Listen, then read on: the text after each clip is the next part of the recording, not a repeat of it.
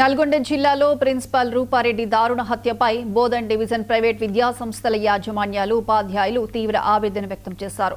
బోధన్లో నిర్వహించిన మీడియా సమావేశంలో రూపారెడ్డి చిత్రపటానికి నివాళులర్పించారు. ఘటనకు నిరసనగా రేపు డివిజన్ పరిధిలోని అన్ని ప్రైవేట్ పాఠశాలలు, కళాశాలను బంద్ చేయనున్నట్లు ప్రకటించారు. ఉపాధ్యాయులు, అధ్యాపకులకు ప్రభుత్వం భద్రత కల్పించాలని, నిందితులను కఠినంగా శిక్షించాలని వారు డిమాండ్ చేశారు. స్కూల్ యాజమాన్యంగా ఎవరు కూడా తట్టుకోలేకపోతున్నారు.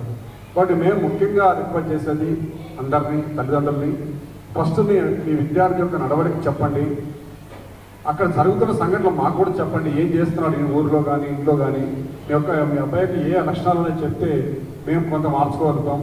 అట్లనే మధ్య స్కూల్లో కూడా మేము దాదాపు గత 2 సంవత్సరాల నుంచి మోటివేషన్ క్లాసెస్ పెడుతున్నాం. నార్కోటిక్స్ మీద, డ్రగ్స్ మీద, అది యొక్క ప్రవర్తన మీద హైదరాబాద్ నుంచి కూడా తీసుకొచ్చి, ఎక్కడెక్కడ కూడా తీసుకొచ్చి మొత్తం తెలంగాణ అంతా కూడా బట్టి స్కూల్స్లో పెడతా ఉన్నాం.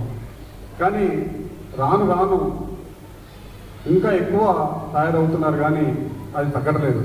కాబట్టి ముఖ్యంగా ప్రెస్ మిత్రులు నేను చెప్పేది ఏంటంటే, మీరు కూడా సమాజంలో ఒక ముఖ్యమైన భూమిక పోషిస్తున్నారు. కాబట్టి ఫస్ట్ దీన్ని ప్రెస్ ద్వారా కానీ, మీకు తెలిసిన ద్వారా కానీ సమాజంలోకి వెళ్ళాలి. ఒక రూపారెడ్డి మేడం గారు వాళ్ళ దారుణంగా చనిపోయారంటే